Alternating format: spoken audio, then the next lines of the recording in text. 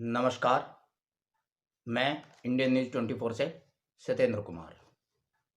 आज के मुख्य समाचार। सहारनपुर में एक गिरोह ठगी का सक्रिय रूप से अपने आपराधिक कार्यों को अंजाम खुलेआम दे रहा है। यह गिरोह सट्टेबाजों का है। एक सट्टा किंग इसका सरगना है। बताते चलते हैं कि दिल्ली की संस्था अखिल भारतीय अन्याय विरोधी परिषद के राष्ट्रीय अध्यक्ष साधु राम मलिक जी हैं और पवन कुमार शर्मा बेरीबाग सुखुपुरा वाले अपने आप को फर्जी रूप से इसका राष्ट्रीय अध्यक्ष बताते हैं। यह संस्था दिल्ली की है, इसका हेड ऑफिस दिल्ली में है और पवन कुमार शर्मा भी अपना हेड ऑफिस दिल्ली में ही बताते हैं। रजिस्ट्रेशन नंबर सेम है। कई बार शिकायतें की गई है। सन 2018 में मार्च 2018 में पवन कुमार शर्मा ने अपने फर्जी कार्यकर्ता शिव कुमार के साथ मिलकर एक महिला के साथ जो विकलांग थी, नाम रेणु धीमान विकलांग महिला के साथ अभद्रता की। पुलिस में शिकायत की, पुलिस ने कोई कार्रवाई नहीं की। एफआईआर दर्ज हुई, एफआईआर पर भी कोई कार्रवाई नहीं की गई। रेणु धीमान को न्यायालय की शरण लेनी पड़ी। न्यायालय से उसका बाद में तलबी आदेश हुए हैं। तलबी आदेश 354 में हुए हैं पवन कुमार और शिव कुमार के खिलाफ। अब गौर करने की बात यह है कि अब पवन कुमार शर्मा व उसके फर्जी संगठन के फर्जी कार्यकर्ता लोग रेणु धीमान के गवाहों और खुद रेणु धीमान पर मुकदमे की वापसी का दबाव बना रहे हैं। बयान भी हुए। रेणु धीमान का कहना है कि पवन कुमार शर्मा और शिव कुमार शर्मा यदि उसे अखिल भारतीय अन्याय विरोधी परिषद के कार्यकर्ता ना बताते तो वह उनके घर ना हो जाती और उसके साथ अभद्रता ना होती। जब इस बात का पता चला, कोर्ट में साधु राम मलिक ने बयान दिया है रेणु धीमान के पक्ष में कि मैं इसका असली राष्ट्रीय अध्यक्ष हूं, पवन कुमार शर्मा और अन्य लोग फर्जी हैं। यहां बताते चलते हैं कि पवन कुमार शर्मा अखिल भारतीय अन्याय विरोधी परिषद का राष्ट्रीय अध्यक्ष बताता है, जो कि फर्जी है। अखिल भारतीय अन्याय विरोधी परिषद दिल्ली की संस्था है और जो इन्होंने दिल्ली का एड्रेस दिखा रखा है पवन कुमार शर्मा ने, वह भी पूर्णतः फर्जी है। बार बार प्रशासन से शिकायत की गई है।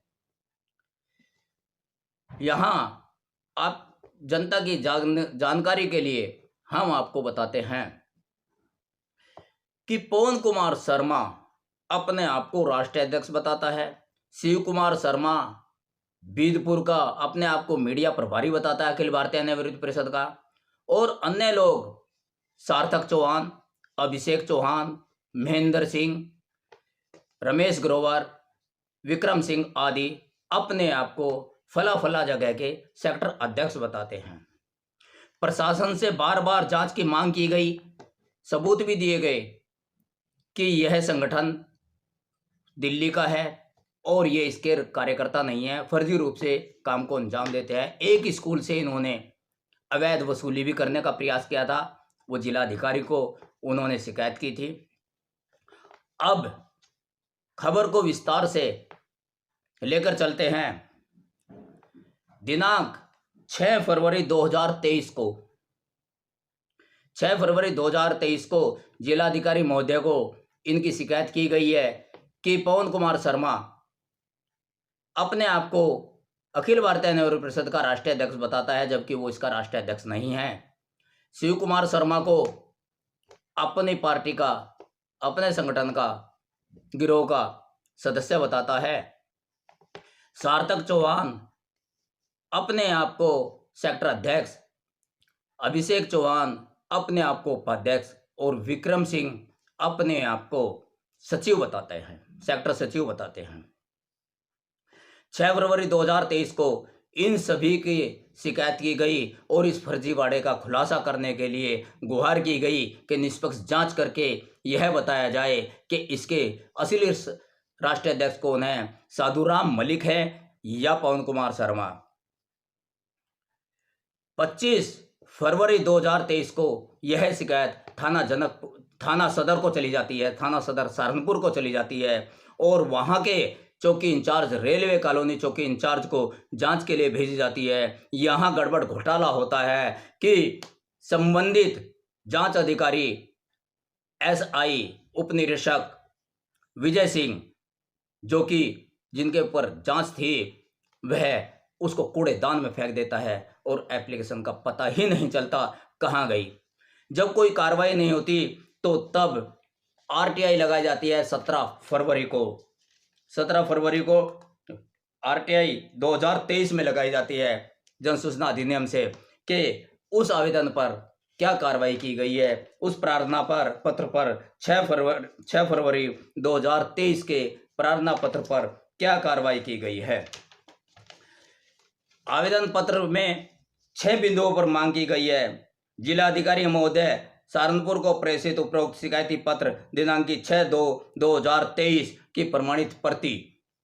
नंबर 2 पर आवेदक के उपरोक्त शिकायती पत्र दिनांकित 6/2/2023 पर की गई कार्रवाई और जांच आख्या, और उन सबके साथ बारी बारी से साक्ष्य मांगते हुए, साक्ष्यों की प्रमाणित कॉपी मांगते हुए इस तरीके से 6 बिंदुओं पर सूचना मांगी गई थी, लेकिन यह सूचना भी कूड़ेदान में डाल दी गई।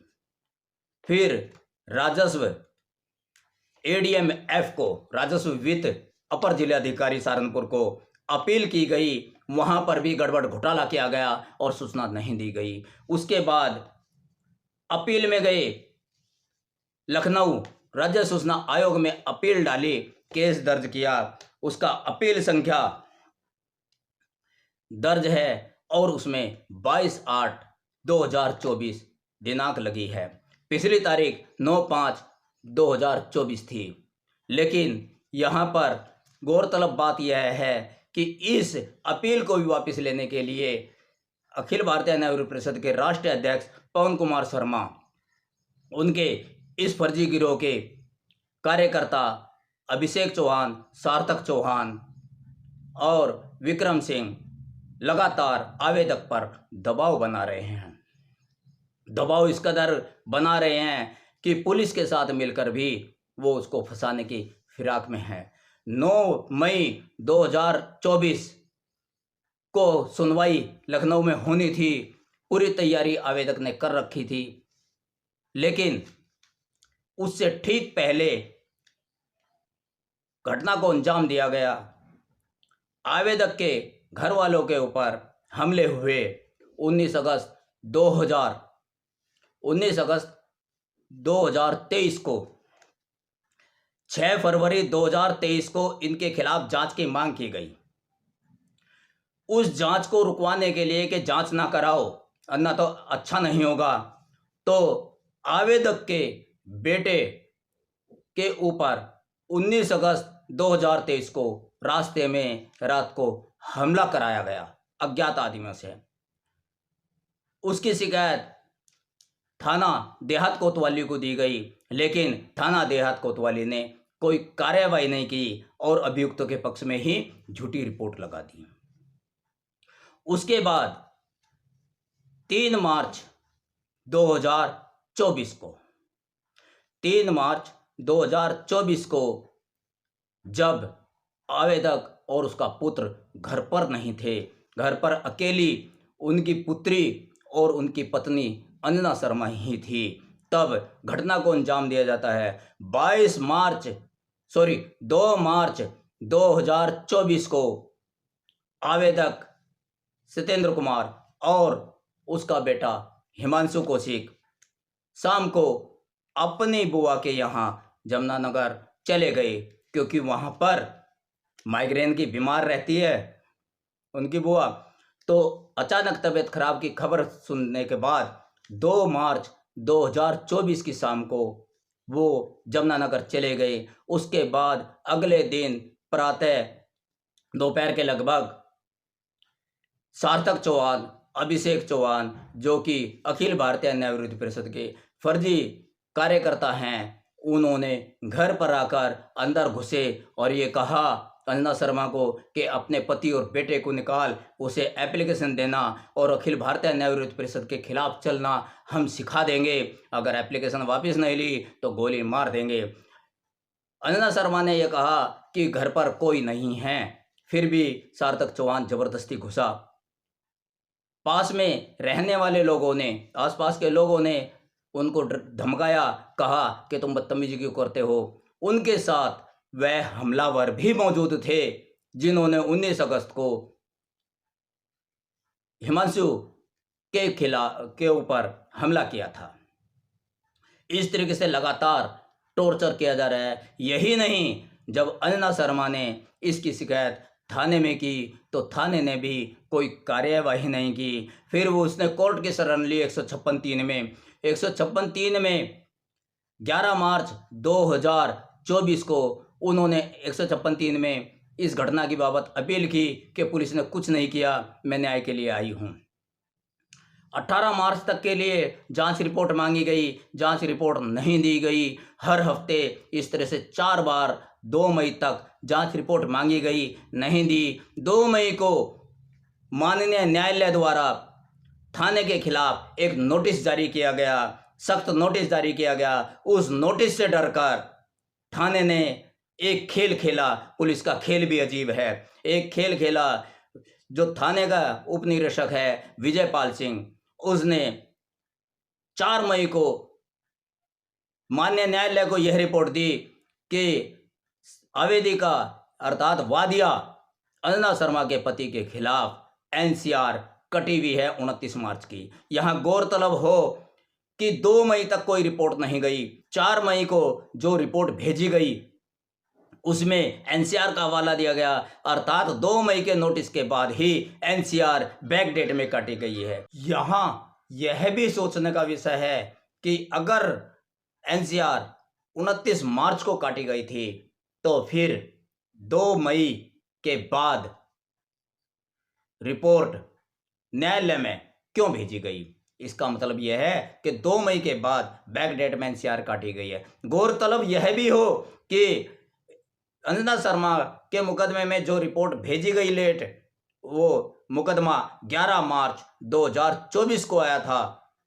उसके बाद इस मुकदमे को वापस लेने का दबाव बनाने के लिए अभियुक्तों ने एनसीआर फर्जी कटवाई 29 मार्च को। उस मुकदमे के बाद रेणु धीमान का शोषण किया, अंजना शर्मा के घर पर हमला किया और फिर भी प्रशासन चुप है। इसकी लगातार मांग होती रही। राज्य सूचना आयोग में भी ये मामला चल रहा है कि आरटीआई का जवाब नहीं दिया, कोई कार्रवाई नहीं करते। अब आपको बताते चलते हैं कि सट्टे के कई मामले सट्टा किंग प्रशासन ने कह रखा है पवन कुमार शर्मा को, और सार्थक चौहान, अभिषेक चौहान, विक्रम सिंह, शिव कुमार, महेंद्र सिंह, रमेश ग्रोवर, ये सट्टे की खाईबाड़ी में उसका सहयोग करते हैं। ये सटोरियों का गिरोह है जिसके समस्त साक्ष्य पत्रावाली में सीओ साहब के यहाँ उपलब्ध हैं। ये अपने आप को अखिल भारतीय न्याय विरोधी परिषद के कार्यकर्ता बताकर प्रशासन को गुमराह करते हैं। प्रशासन सोचता है कि ये तो संस्था वाले हैं, जबकि ये गिरोह आपराधिक गिरोह है। पेशेवर पैसा कमाते हैं सट्टे का, और जिसमें कमाई का साधन गैर कानूनी रूप से होता है उसको गिरोहबंदी की धारा में तलब किया जाना चाहिए। यह प्रावधान है। डीजीपी को भी शिकायत की गई है, कोर्ट में भी मामले विचाराधीन है। कोर्ट के मामले को वापस लेने के लिए ये लोगों पर, गवाहों पर, वादियों पर दबाव बनाते रहते हैं। अभी रेणु धीमान के गवाहों को, रेणु धीमान के ऊपर इतना दबाव बनाया जा रहा है और गवाहों से रंगदारी वसूली की जा रही है कि हमारा इतना खर्चा है, इतना खर्चा दे दीजिए।